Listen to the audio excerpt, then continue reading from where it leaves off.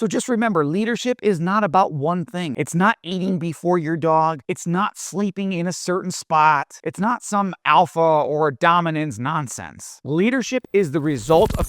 Everybody wants to know how to become their dog's leader. And most dog owners are looking for one magic answer, one trick, one technique, one thing they can start doing tomorrow that's going to make them a leader. But leadership just doesn't work that way. Leadership is not one singular action.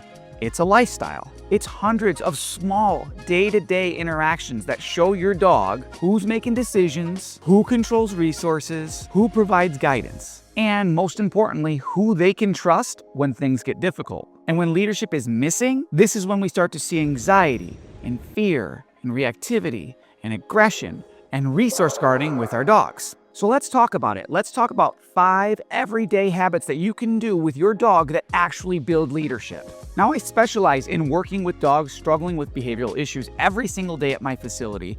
And one thing that they always have in common is that they lack leadership in their relationship with their owner. Not because their owners don't love them, everybody loves their dog, but it's because nobody's shown them what leadership actually looks like. But before we get into it, when you hear the word leadership, what comes to your mind? Let me know in the comments. This is a very controversial topic, I think in general, but especially in the dog training industry. Step number 1, creating healthy and consistent boundaries.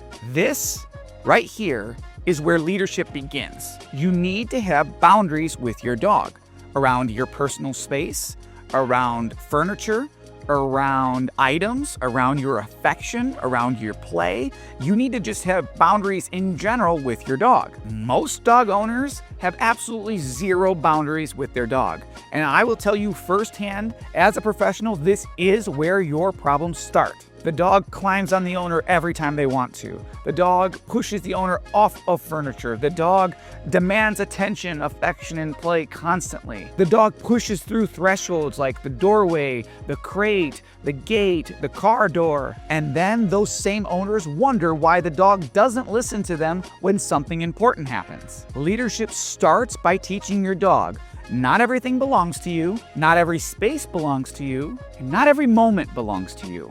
Boundaries create clarity, and clarity creates confidence. Step number 2, reward the good and most importantly, correct the bad. Now, this is one that everybody wants to dance around. There are thousands of trainers out here, cookie pushing trainers that say everything can be solved with treats and affection, and you can never tell your dog no. It's going to ruin your relationship with your dog.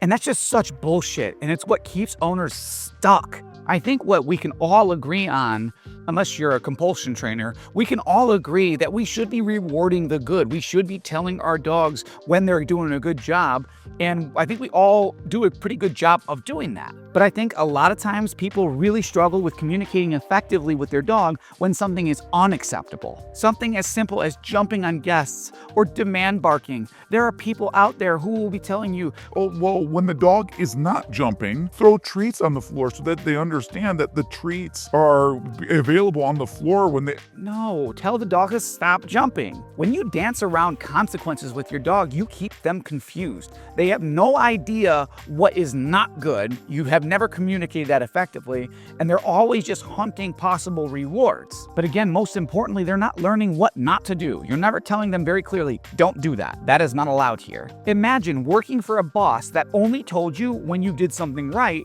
but they never really communicated when you did something wrong. Dogs need clarity just like we do. That means being able to clearly and calmly communicate, yes, that's what I want.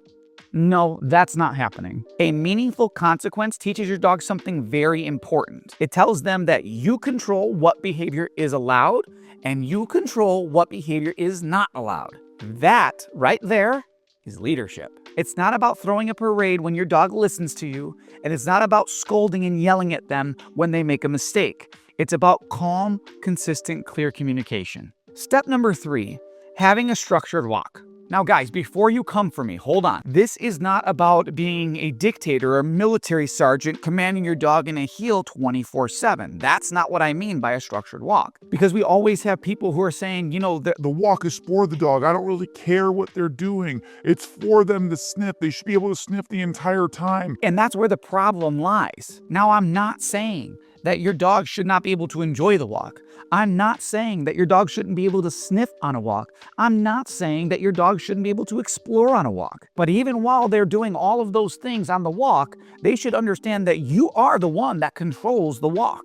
What does that mean exactly? Okay, I'll tell you. That means that they don't drag you to every smell. They don't pull you towards every dog or person. They certainly don't decide where we're going or if the walk is going to stop. And they don't bark and react to everything they see. I love having designated walking time and designated break time. Dogs thrive on black and white scenarios. This is where everything makes sense to them. During break time, you can lead the way, no pulling on the leash, but you can lead the way and I'll follow. Go sniff, go explore, go be a dog, go pee on everything you want. I don't care. And you can build in as much break time as you want. Just be consistent with your dog and tell them when we are on a walk versus when we are on a break. The structure of the walk there isn't about control. It's about clarity. Now be honest. Do you do any of that with your dog right now on a walk? Do you let them just do whatever they want? Or do you have control over the walk? Let me know in the comments. Step number 4, be calm, consistent, and predictable. Nobody, not dogs, and not us as humans, wants an emotional leader. You should not be throwing a party every time your dog listens to you. And you shouldn't be getting angry every time they make a mistake. Yet that's exactly how most owners behave with their dogs. Everything is emotional. Everything is reactive. Everything is unpredictable. One day the behavior matters, one day it doesn't. One day they're excited, one day they're frustrated. Your dog should know exactly who they are getting every single day. Calm, predictable, and consistent. That right there is what creates trust. Most dogs need way more predictability in their lives. Step 5, follow through on what you say. All of these steps are super important, but this might be the biggest one. Most owners talk way too much to their dog. Buddy, come. Nothing happens. Come. Nothing happens. Come. Nothing happens. My dog came when I said that. Then eventually the owner gives up. Congratulations, you just taught your dog that your words don't matter at all. Dogs learn very quickly which owners mean what they say and which ones are completely full of shit. Don't be wishy-washy. Don't constantly repeat yourself. Don't give commands you can't enforce. Be intentional. Say what you mean and mean what you say. If you say something to your dog, follow through. Every single time. That is also how trust is built. That's how accountability is built. And ultimately, that is how leadership is built. So just remember, leadership is not about one thing. It's not a magic trick. It's not one thing that you do every single day with your dog.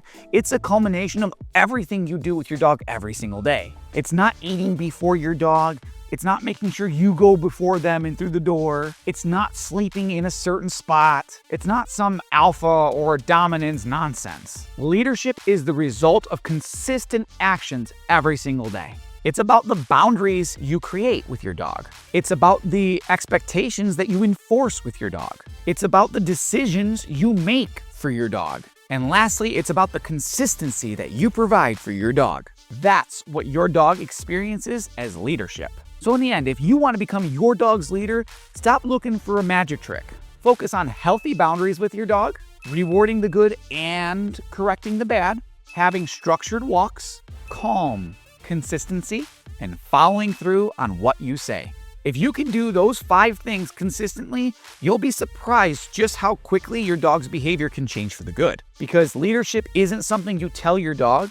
Leadership is something your dog experiences with you every day. If you learned anything from this video, please drop it in the comments. I respond to every comment. Give this video a like, share it with somebody that you know, and as always, subscribe to the channel. I post videos 2 times per week that cover all things dog behavior, and I want you to be here. I'm the Big Dog Guy, and I'll see you in the next one.